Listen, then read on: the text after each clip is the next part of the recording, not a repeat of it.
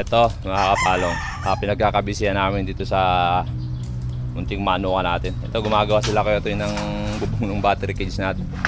Kasi ayun po, mga naka ready na sila sa kanilang mga partner. So ito muna po ang sasalang natin ngayon, yung bulik natin na 6 times winner saka 5 lemon sweater. Ayun po yung isang yung claret natin na white. Tapos ito naman po, ito yung mga pure SBR natin, Mount Banahaw. Saka ito naman yung SBR na one time winner natin na Battle Cross. Galing yan kay SP Sabong Pinas. Yan yung napanalo. Yan yung nakapasa sa exam sa SMC dun sa 6 tag. Tapos ito naman pong kabila, dalawa naman yung pare siya, Gilmore at saka Raptor.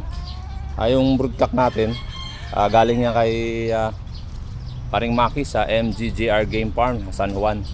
Ayan, one time winner din po yan. Sa naman yan, sa Mendez.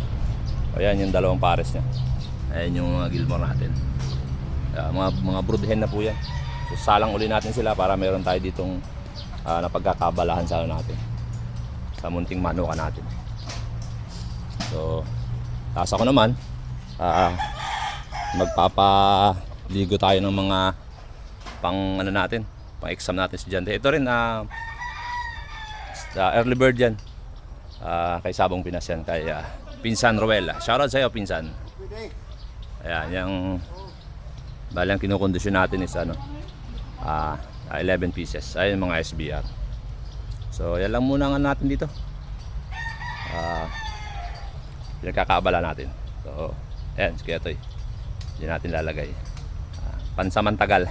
Kumbaga bali siyam na butas lang po yan muna.